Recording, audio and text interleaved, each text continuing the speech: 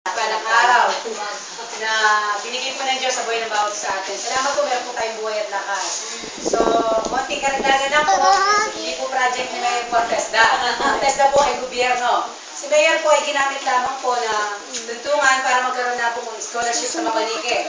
Siya po ang nag-request kay Senator Pia Cayetano para makakuha po tayo ng 80,000 na pondo po para pondohan po ang TESDA po ng Mapanike. Ito pong ginagawa po ngayong pag-aaral po sa programa po ng salapungan, yan po ay galing po mismo sa gobyerno.